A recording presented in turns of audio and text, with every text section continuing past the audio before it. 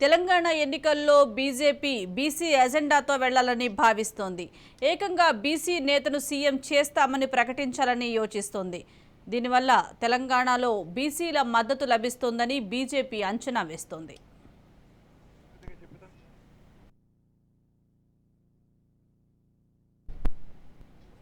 దీనికి సంబంధించి మరిన్ని వివరాలు మా ప్రతినిధి స్వప్న అందిస్తారు. స్వప్న,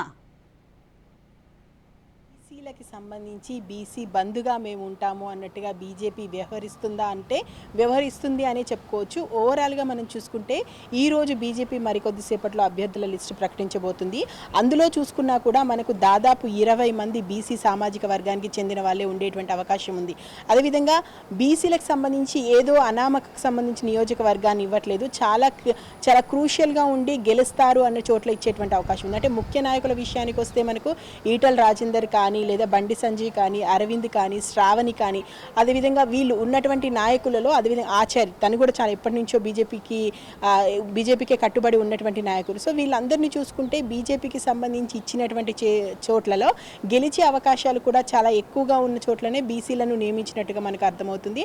అండ్ ఇంకోటి బీసీ ముఖ్యమంత్రి, ఎందుకంటే ఇటు మనము కాంగ్రెస్ సైడ్ చూసుకున్నా, బీఆర్ఎస్ వైపు చూసుకున్నా, వారు ఎంచుకున్నటువంటి సామాజిక వర్గాల పరంగా చూసుకుంటే మనకు బీసీలకు చాలా తక్కువ నియోజకవర్గాలకు సంబంధించి వాళ్ళకి సీట్లు కేటాయించారు అనేటువంటి మాట వినిపిస్తుంది. అంటే కాంగ్రెస్ మొదటి జాబితా చూసుకుంటే 12 మంది ఉన్నారు, అదేవిధంగా బీఆర్ఎస్ ఓవరాల్గా చూసుకున్న 22 మంది ఉన్నారు. కానీ ఒక్క మొదటి జాబితాలో దాదాపు ఒక 55 మంది లిస్టు ప్రకటించే అవకాశం ఉంటే దాంట్లో 20 మంది, అది కూడా చాలా గట్టి నియోజకవర్గాలని వాళ్ళకి ఇవ్వడం ద్వారా మేము బీసీలకు చాలా అనుకూలంగా ఉన్నాము, బీసీల పట్ల పూర్తి ప్రేమతో ఉన్నాము అనేటువంటి ఒక సంకేతాన్ని బీజేపీ ఇవ్వాలని చూస్తుంది.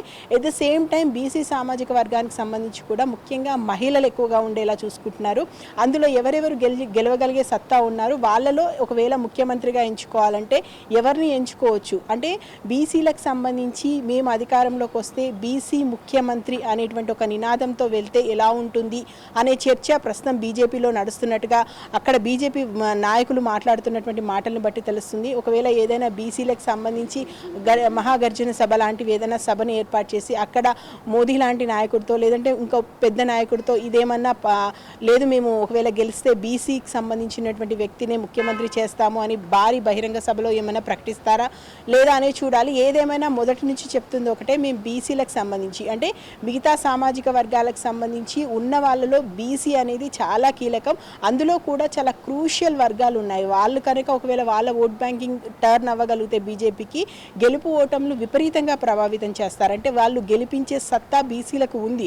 కొన్ని సామాజిక సమీకరణల ప్రకారం చూసుకున్నా లేదా కొన్ని నియోజకవర్గాల పరంగా చూసుకుంటే బీసీలు అయితే చాలా కీలకంగా ఉన్నారు. బీసీ ఓట్ బ్యాంకింగ్ని వాళ్ళ వైపు తిప్పుకోగలిగితే బీజేపీ ఖచ్చితంగా అనుకున్న దానికంటే ఎక్కువ స్థానాలు గెలవగలుగుతుంది.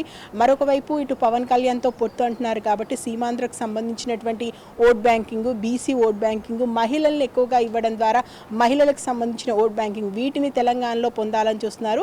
వీటితో పాటు ఎలాగో వాళ్ళకి రైట్ భావజాలం గలవటి వ్యక్తులు, అదేవిధంగా హిందుత్వం ఎజెండా అది ఎలాగో ఉంటుంది. అది కాకుండా ఎవరైతే న్యూట్రల్గా ఉన్న వాళ్ళు ఉన్నారో న్యూట్రల్గా ఉన్నటువంటి బీసీలను తమ వైపు తిప్పుకునే ఒక పకడ్బందీ ఆలోచనలతో అయితే బీజేపీ ముందుకెళ్తుంది. మరి దీన్ని అఫీషియల్గా ఎప్పుడు ప్రకటిస్తారు లేదా ఇంటర్నల్గా చర్చ జరుపుతారో చూడాలి. ఏదేమైనా ఇప్పటికే ఈ విషయానికి సంబంధించి ముఖ్య నాయకులు చర్చించినట్టుగా అర్థమవుతుంది. అండ్ బీసీలకు సంబంధించి బీజేపీకి ఒక వింగ్ ఉంటుంది, బీసీకి సంబంధించినటువంటి వింగ్. ఆ వింగ్లో కూడా ఈ విషయానికి సంబంధించి ప్రస్తావన వచ్చినట్టుగా తెలుస్తుంది. ఏదేమైనా సుజాత, ఒక విషయంలో మాత్రం బీజేపీ చాలా క్లియర్గా ముందుకెళ్తుంది.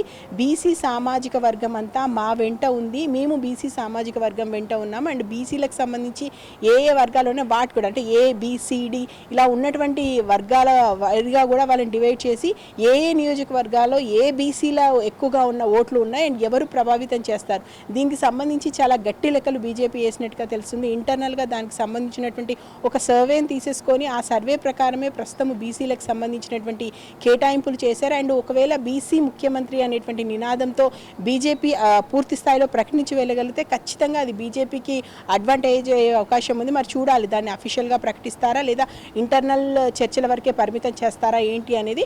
ప్రస్తుతం అనుకున్నటువంటి సమాచారం ప్రకారం బీజేపీ మాత్రం బీసీలకు సంబంధించి అంటే బీసీలకు మేము ఉన్నాము అనేటువంటి ఒక సంకేతాన్ని అయితే గట్టిగా ఇచ్చే ప్రయత్నం అయితే తెలంగాణలో చేస్తుందని చెప్పొచ్చు సుజాత.